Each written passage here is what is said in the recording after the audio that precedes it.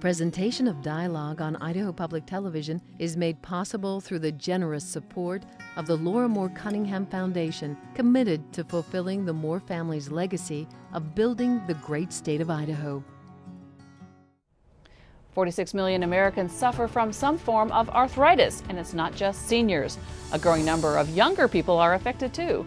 The good news is that there's new research out there to help. Learn more about arthritis in the new millennium. Stay tuned. Dialogue is next.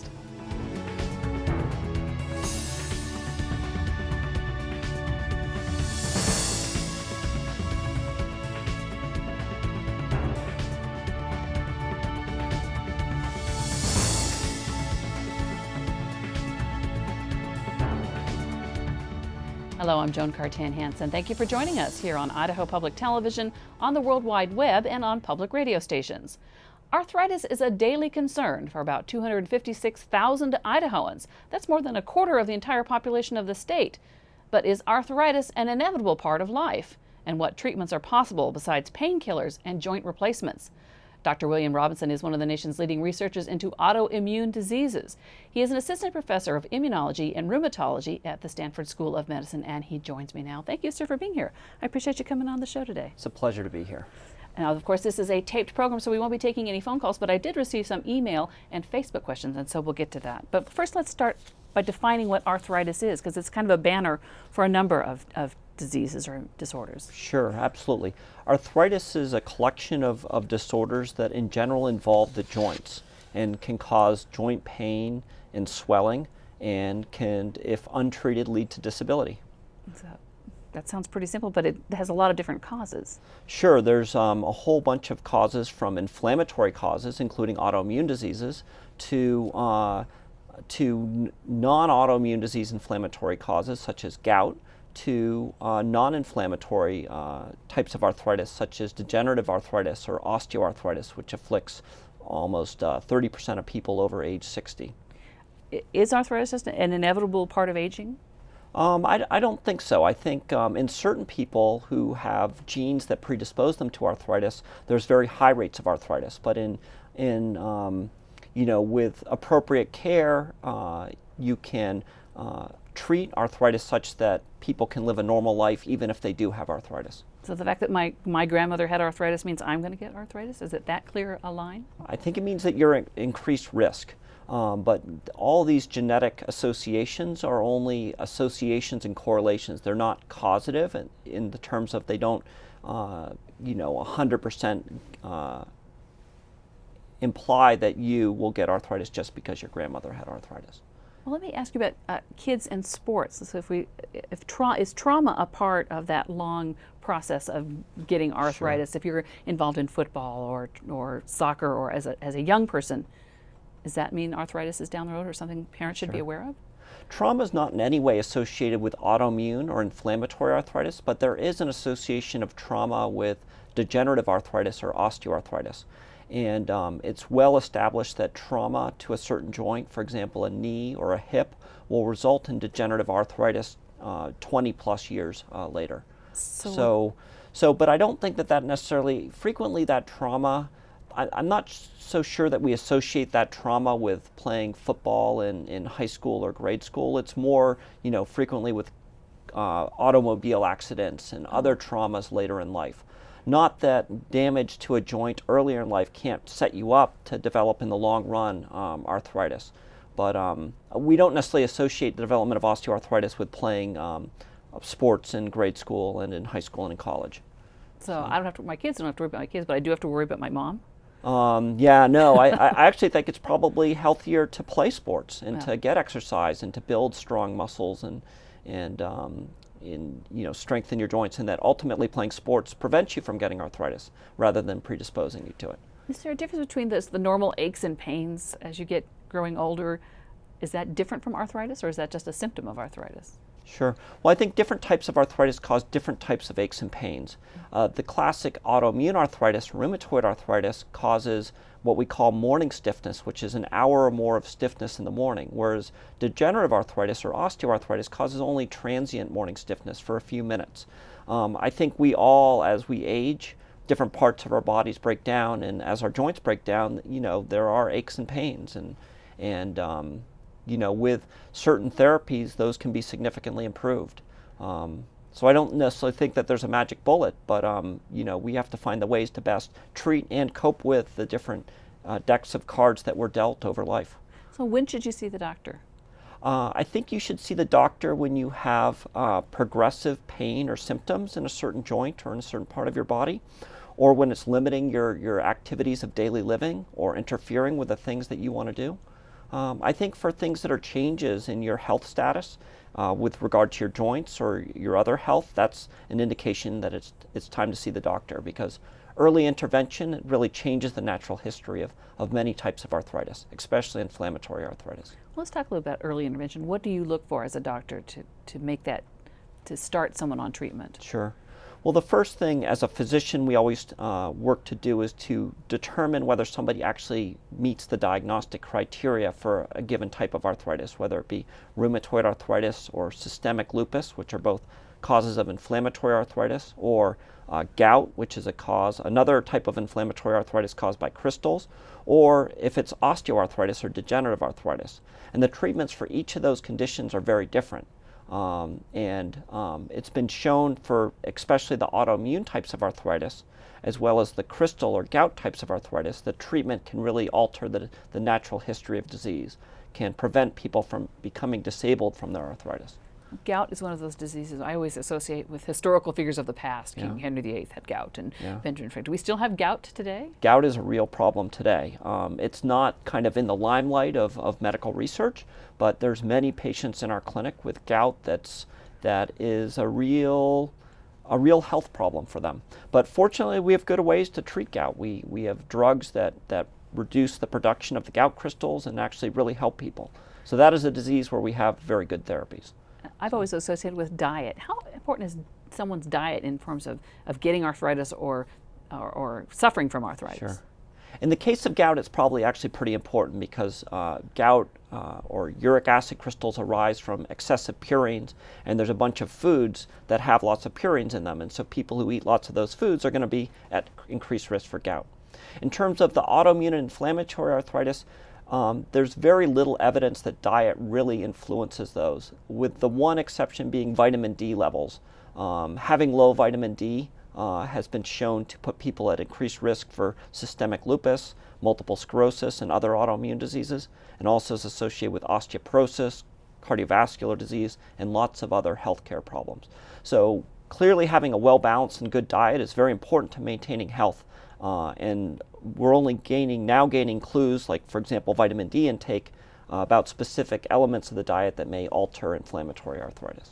Well, let me go to one of our email questions. I have, this comes from Deb. I have 4 types of arthritis, not RA, plus fibromyalgia, and the only question I can think of, how important is exercise to my treatment, and what else can I do besides medication to improve my condition? Sure. So it sounds like you're having a very difficult situation with all those different types of arthritis, and fibromyalgia is a myofascial pain disorder in which people have a lot of pain, and it's been very well demonstrated that in patients with fibromyalgia that regular exercise, aerobic exercise, so cleaning the house does not count as aerobic exercise, but aerobic exercise for greater than 20 minutes at least 3 times a week results in significant improvements in those patients with those myofascial pain disorders. And I think that regular exercise also makes a big difference for diseases like rheumatoid arthritis. Not to the point where you traumatize a joint or damage a joint or prevent healing, but to the point of keeping physically fit and keeping the muscles strong around the joint to support the joint and make it track normally. So you're looking at something like swimming as an optimal Swimming is exercise. A great non load bearing exercise. Yeah. But I think it's a whole range. I mean, I think that it's good to have a balance of those things depending on what an individual patient's joints will tolerate and enable them to do. Another question from Diane came up. When will they come up with a prescription for arthritis that doesn't destroy your GI system? That's people who. Well, I think. So in general, many of the drugs that destroy or damage the gastrointestinal tract are non-steroidal anti-inflammatory drugs. Like what? Like Motrin or Naproxen or and there's both over-the-counter and prescription forms. And those are not, in general, disease-modifying drugs. So they will treat pain and help with symptoms, but they won't slow disease progression for any of these diseases. And so hopefully as we get more and more true disease-modifying drugs, drugs that will actually slow progression and treat the underlying cause of disease, that there'll be less and less need for those drugs that we associate with hurting our GI tract. So is that where the research is heading, to develop medicines that change the course of the disease rather than treat the symptoms of the disease? Sure, absolutely. I mean, it's important to, osteoarthritis is a disease in which we do not today have disease-modifying therapies. And so we basically treat the pain of osteoarthritis, and ultimately patients go on to get joint replacements.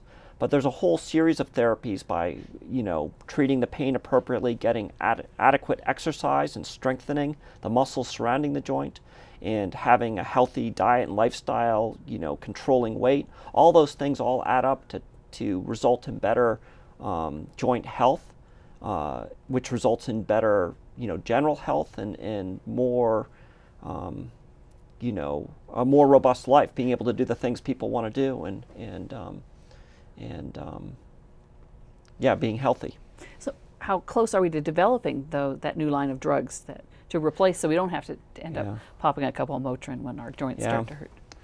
I mean, I'd like to be optimistic, but I think that medical research has shown that it takes many decades frequently to develop many of these therapies. I mean, we thought that when we cloned the first gene back in 1976 that we would cure cancer, cure autoimmune disease, solve Alzheimer's, but that really wasn't the case. And here we are 3+ decades later, still not understanding cancer or autoimmune disease or these degenerative arthritides. So, I mean, I think that there's tremendous promise from everything from new medicines to prevent and slow osteoarthritis, to stem cell therapies, to potentially regenerate cartilage. But it takes time for both to make the discoveries in the laboratory that will lead to these therapies, as well as to test candidate therapies in human trials. The average time from a drug entering human trials to getting approval is on average 7 years. Of course, some drugs are quicker, and some drugs take much longer. And diseases such as arthritis, which is a chronic, slowly progressing disease, it takes longer to run the clinical trials, and thus longer to prove that a new drug is safe and efficacious, meaning it provides benefit.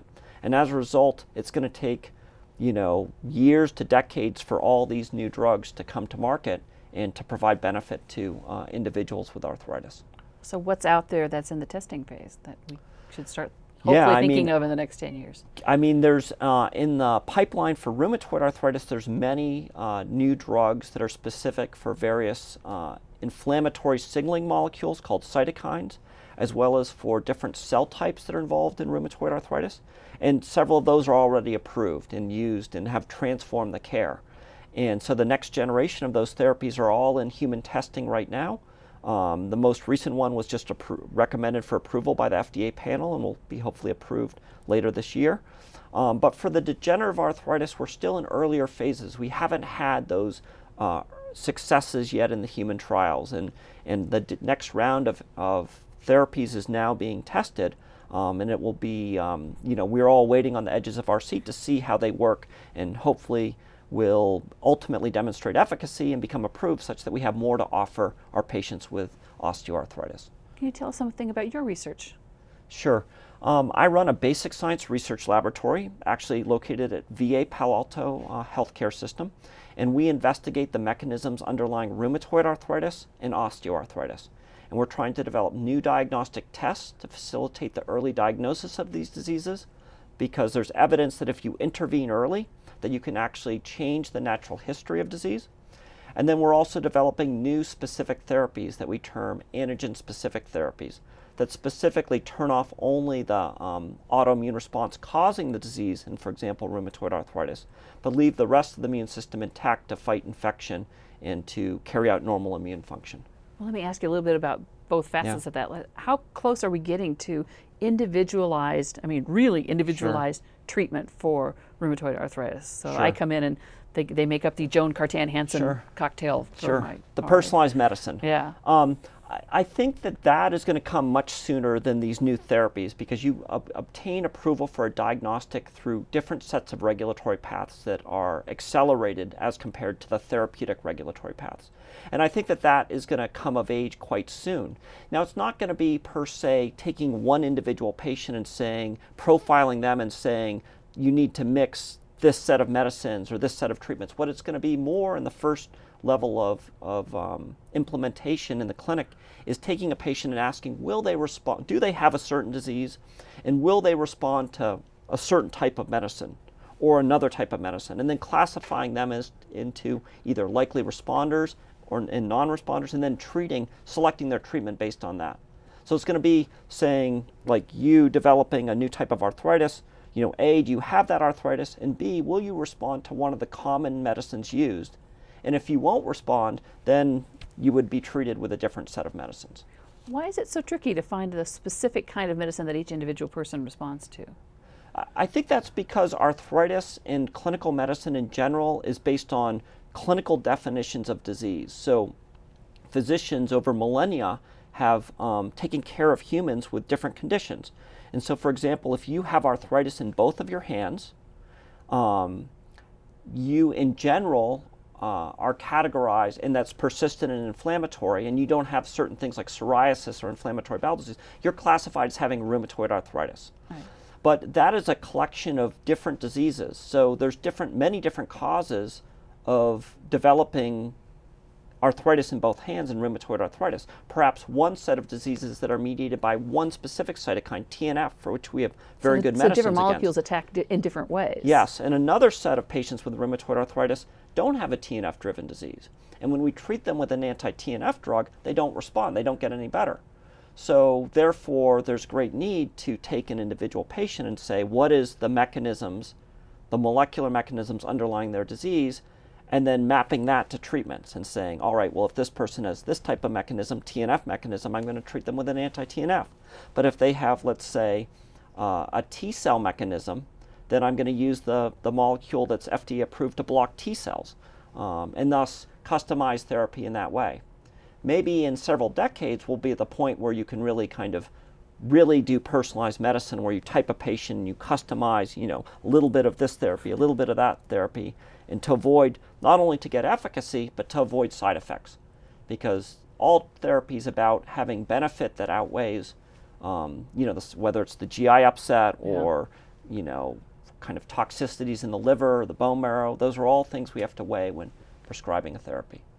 Now let's go back to early intervention. How early can you discover that someone's developing rheumatoid arthritis or osteoarthritis? Sure. So my laboratory, working in collaboration with several others around the world, have identified factors that become elevated in patients with that will develop rheumatoid arthritis up to 10 years prior to their developing rheumatoid arthritis. And we're now developing molecular tests for use in the clinical lab that will help identify individuals that will eventually develop rheumatoid arthritis. And so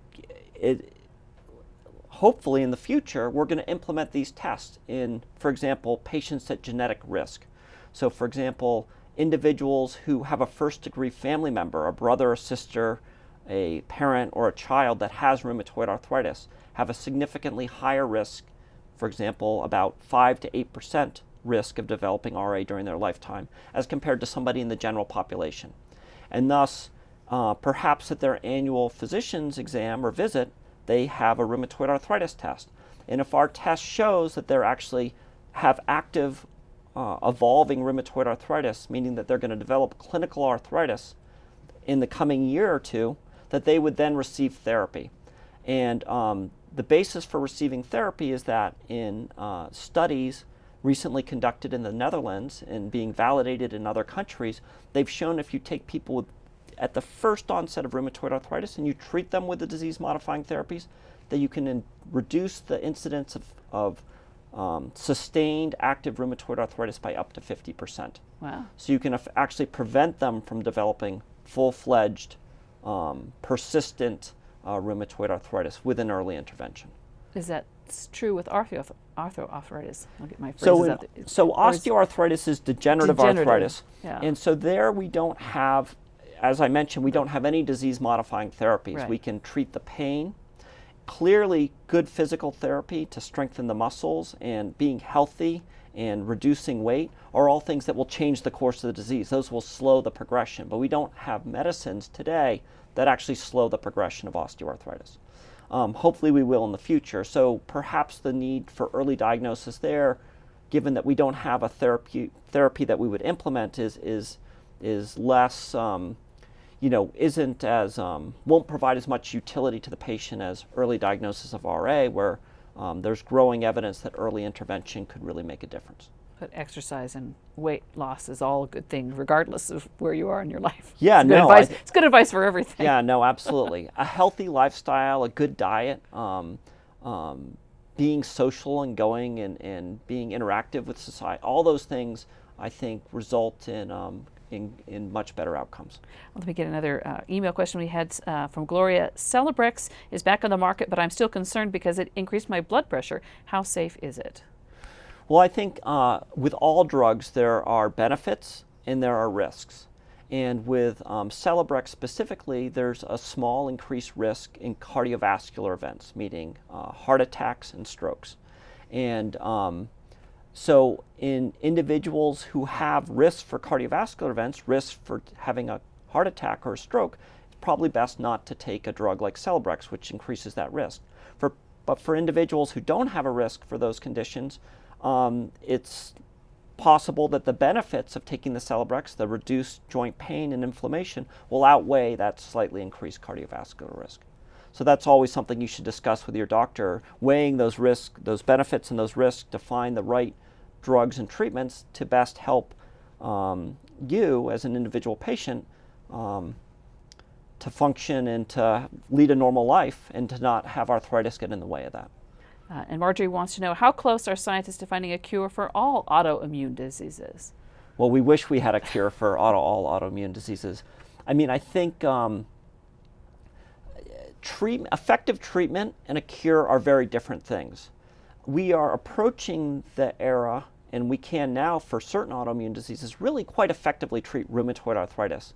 There's been significant developments in the treatment of multiple sclerosis, but there's many other types of arthritis, some of the rarer forms, for example, systemic lupus. We still really don't have great therapies. And so in many cases, such in the case of rheumatoid arthritis, we can control disease, we can prevent progression, but we can't cure it. And hopefully in the future we'll have the magic bullet to actually fundamentally cure disease, but I think that that's still a ways off. So why did you decide to specialize in this type of medicine?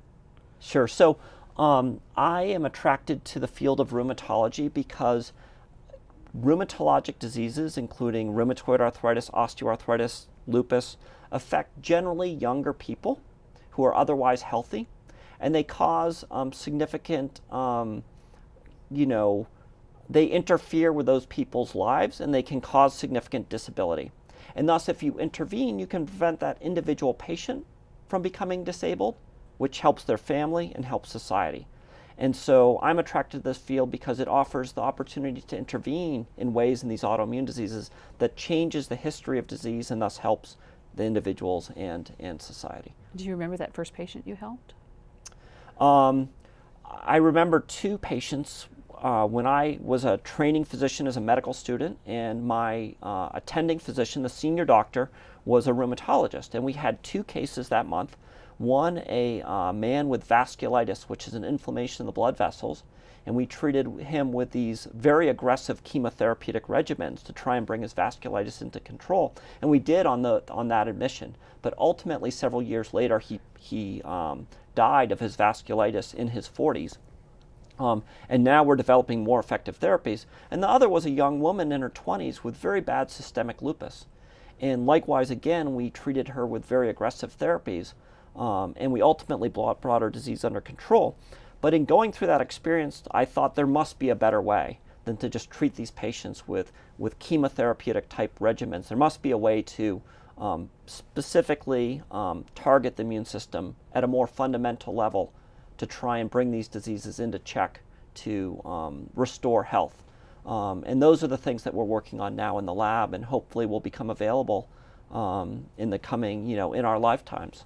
And how has your job changed since that first experience as a practicing physician? Sure. Well, that was back in medical school, and as a training is a long road, because after medical school you do residency and then fellowship and then scientific work, and now I run a research lab and see patients.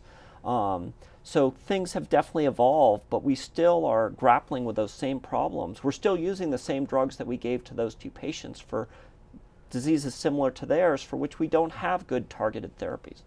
And now the pharmaceutical industry, and very importantly, the academic research has provided the drug target leads in most cases to the pharmaceutical industry. And the pharmaceutical industry just commercializes products and does the testing for what was initially discovered on taxpayer dollars in the academic laboratories.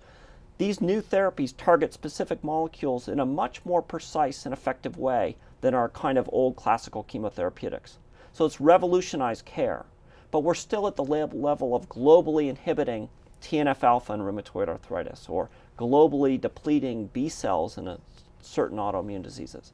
And so, although we've come a long way, there's still a tremendous need for more effective and more targeted and more fundamental therapies that will really truly treat the underlying causes of these diseases. So what advice do you have for patients today?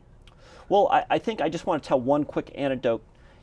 Sometimes in the clinic you'll see two patients with the same disease. And so, for example, two patients with osteoarthritis, one with, on x-rays, complete degeneration of their joints, just bone on bone osteoarthritis. But this person was still out playing tennis and very healthy and active. And the next patient was somebody with just a very mild degeneration, but was completely incapacitated. So your own personal outlook, it can't overcome everything, but it can make a huge difference. Staying healthy, eating a healthy diet, exercise, being active, all are what makes for a healthy life, and being as productive and active and able to do the things that you want to do.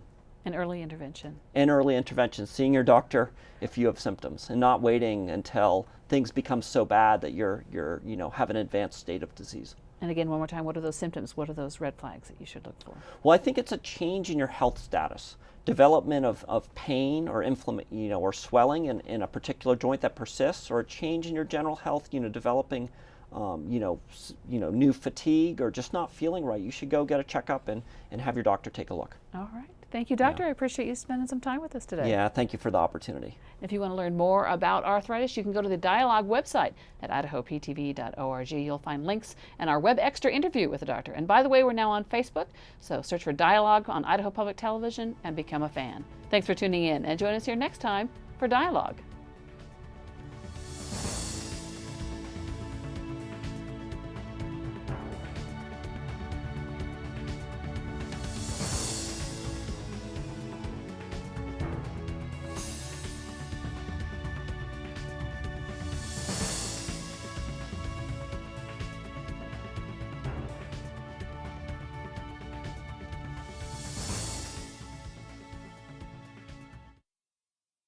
Presentation of Dialogue on Idaho Public Television is made possible through the generous support of the Laura Moore Cunningham Foundation, committed to fulfilling the Moore family's legacy of building the great state of Idaho.